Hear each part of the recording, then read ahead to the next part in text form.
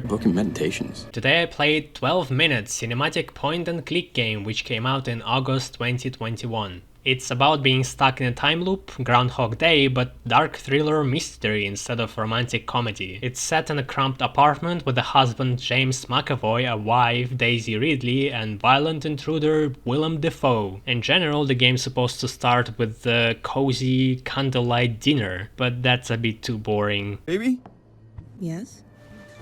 I did a little research and watched 10 streamers going through their first loop, and only 3 of them went along with the standard evening plan. Most of them did something else entirely. Whatever your game plan was, Willem Dafoe shows up and things get violent. I like the camera point of view set from the top, looking down on a slice of the apartment. It makes everything more distant and less personal, less game-like. As if you are an observer rather than the player. And it's not just top-down perspective, it's set in a way you can easily see everything on the walls, which is very convenient and also pleasing to the eye. It might be a warped field of view or something like that, but I'm not sure. It also makes it so you are not able to see character faces, which forces your brain to fill in the gaps and put more emphasis on the voices, making certain moments more realistic and impactful. It's a good choice, especially if you don't have great facial animation. Using the poor one would only hurt the experience anyway. Voice acting, to surprise of nobody, was great. Yes, even Willem Dafoe was good. But I think by far James McAvoy shined the brightest. He had a ton of amazing emotional moments, and honestly I couldn't recognize his voice. If I didn't knew it was him, I would have been looking the actor up. This game isn't for everyone. If you are short on time, easily disturbed, and you would rather look up a walkthrough than figure out things by yourself, you probably won't going to like it by the end. Initially it feels like a game about surviving the invasion, but it really isn't. It's about solving the mystery, pushing deeper into dark places, which could be emotionally draining for some people. Imagine Groundhog Day Phil, who's excited to abuse this newfound power. That's true. We could do whatever we want. Who's having fun, punching people, robbing cash transport. And now imagine Phil, who's eventually grows so sick of reliving the same day, he's committing series of suicides just to make it all stop. If emotionally you are not ready for the second part, then it's not for you, because it will get frustrating, you will get stuck, you will find yourself lost and asking what the hell time loop wants from me. There's nothing unreasonable, answers are pretty logical, there are always subtle clues around, and if you are observant, eventually the answer will just click in your head. And I think anybody can get to one of the credits on their own, just given enough time. For me it took 5 hours and 26 minutes. I don't want to spoil, the game is short as it is, so if it sounded interesting to you, go try it out. And now spoiler section, 3, 2, 1. A cool thing I like about this game is that the main character learns and adapts from his experience, becoming more efficient. The first time you try to strike the intruder with the knife, he blocks you and knocks you out. When you try again, because the husband knows his moves, he manages to slip a knife into his stomach, but then still gets knocked out. It's kind of funny in how many ways character of Willem Dafoe overpowers James McAvoy all the time. Even when he's handcuffed, he manages to peck husband like a chicken until he's out. So if you keep trying to stop a cop with a knife, eventually your character grows so good at this that even the mighty intruder has to resort to his gun. It's a shame that by the end of the day, with so many animations, you still can't kill him this way.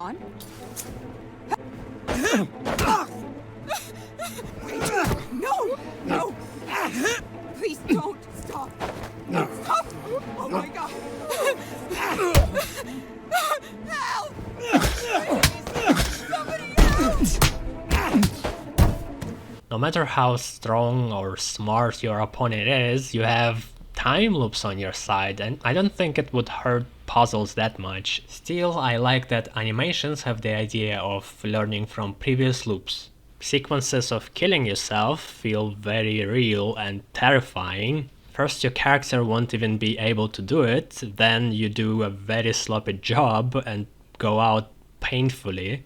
And eventually it's one stab in the heart, a nice and dramatic way to restart the loop.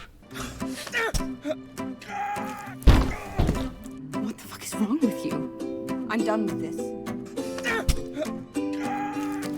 What's wrong with you? I'm done with this. I gotta go. No! I'm not thirsty anymore, but thanks. Oh my god. Fucking sorry. Fuck you! I have something you need to see. What did you say? I know you think I killed my father, but please, if you... Enough. You're under arrest. Killing your loving wife was another extreme experience. Visuals, voice acting and music create very chilling scene. Yes? I'm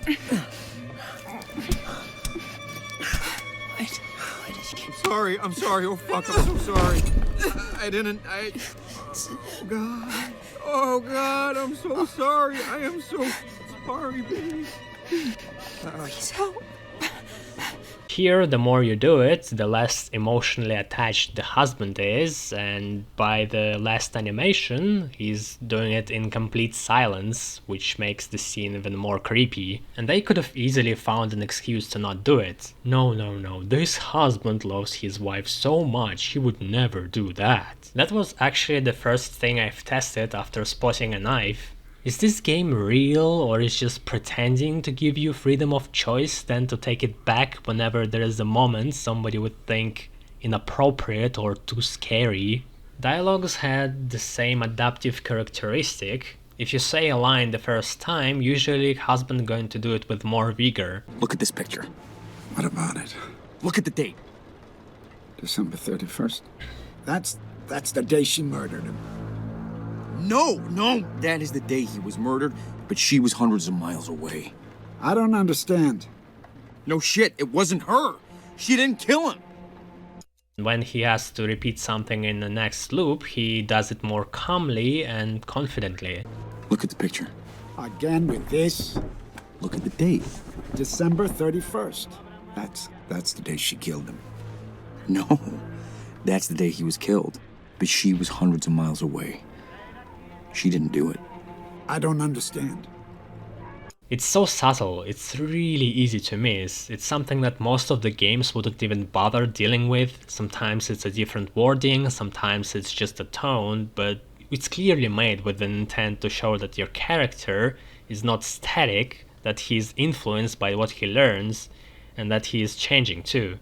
I did like the writing, it was compact, it didn't waste words on poetic flourishings. Instead it took more sneaky approach, there was a bunch of phrases that foreshadowed upcoming twists, or just helped with the current puzzles. The first part was the most entertaining one, trying all kinds of different options, then figuring out how to knock out the intruder with a light switch, and starting peeling off the layers of the story.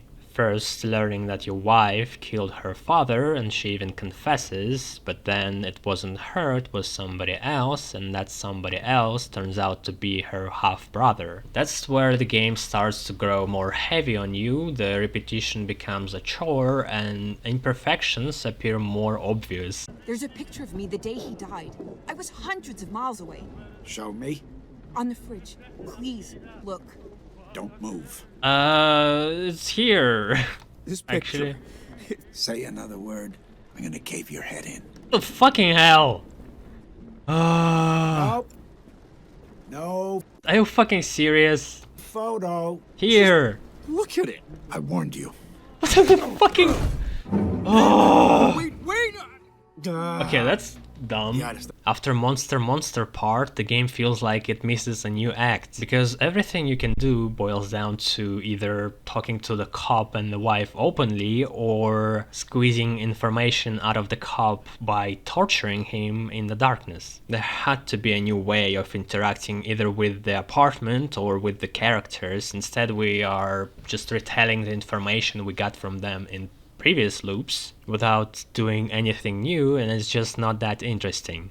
And now the main twist hits, where we learn that the protagonist is the half-brother.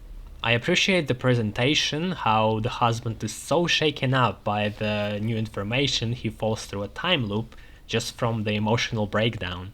How could I forget? Honey? Babe, are you... No, you stay back. Hey, it's me. It's okay. It's okay. No, don't touch me! Let me help. What is it? Stay away! Talk to me. No! Whoa. Tell me what's going on. Hey. The twist itself rubbed me the wrong way, not because, ew, they are brother and sister, that's wrong, but because it just didn't make much sense. Like, he just forgot that he killed his father. I understand how it makes sense now when I know the whole story, but at that time, and for a long period of time, I was very confused, especially when you figure out eventually how to go 8 years back and your father, before you shoot him, somehow knows about the baby. But he can't know about the baby because we found out about it only recently. So I'm sitting scratching my head, spotting a book on meditations that my wife read, thinking it's some kind of secret, and after I click on it, the game ends. So through a hypno session with the father, ignoring the fact that it can't be real because he knows about the baby, the main character forgets everything we went through, and the game ends exactly where it began. It's a nice touch. It's always cool when the ending is built into the beginning, and also it implies that for our husband, it might have been not the first cycle he went through. Also now we know exactly how he lost his memory. It still felt incredibly incomplete, so I went on the internet and saw that there is 7 endings. Their definition of endings is a bit loose. I would say there is only 4, but it made me quickly speedrun to another ending in the hope that I will finally understand this game. Here the husband promises father never to speak with the sister again and leave her, which makes a minute hand on the clock break and the credits roll. So I'm again left with the same amount of information as before, but now if you continue the game, you find the main character entering a different apartment, completely stripped off of all the furniture, the paintings, everything. That's probably where most of the people left the game, and this really depressing note, and I can imagine what they felt. So I have stayed around for a minute looking for anything to interact with, and then it clicked. I knew exactly what to look for. I've been picking this object up so many times before, it became almost like a hidden thought on the back of my mind. I went back fishing for a new ending, basically torturing my character and myself by confessing in all kinds of different combinations to all the characters about being a murderer and a half-brother. It's me. I'm your brother. What the fuck are you saying? Babe, there's more. It was me. I'm the man that killed your father. What kind of sick fucking joke? No. 8 years. I'm having your baby. I killed the old man. It wasn't her, it was me. What are you talking about? Jesus. You killed your father and married your sister. You hear me? Get out of my apartment. I never want to see you again. Babe? Babe? Babe? Babe? Babe? Babe? Please. Babe? Just leave. Babe? I can't look at you anymore. Babe? Babe? Babe? Babe? Fine. Babe? Babe? Fine. Babe? Babe? I'm Babe? Babe? Babe?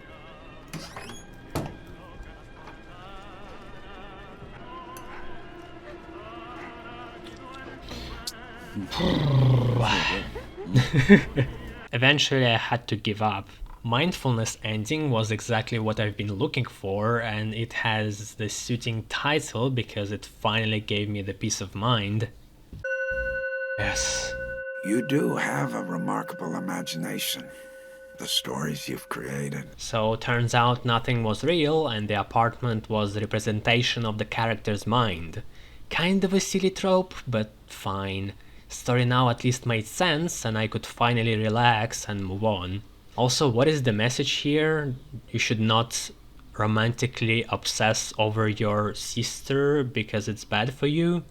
Yeah, I'm pretty sure most of the people know that. Okay, maybe it's not that literal, maybe it's a variation on ignorance is a bliss. If you have a knowledge which hurts your everyday life, you should stop torturing yourself and find a way to live with it. I don't know, maybe it's something else. I would love to read other people's interpretations or a good analysis at some point. Regardless of the ending, I like the visual presentation, cinematic style, symbolism in the environment. like a flower pot on a drawer with a onesie representing an upcoming child. And I liked the cryptic paintings, which really subtly change as you go through the game to reflect what's going on. In the very beginning, on the first balcony painting, you can even spot little horns on the shadow of the husband, or a little tree popping out on a landscape picture when you learn about the baby. I went in to see for myself how it feels like being stuck in a time loop, and I got exactly that and more. Could have been better at the finish line, but still to me it was memorable and special experience. And I'm giving 12 minutes 70 out of 100. Sir. No, it's not. Sir, You're not. sir. I didn't do it. Sir. Sir? Sir. Sir. Sir. Sir. Sir. She's dead.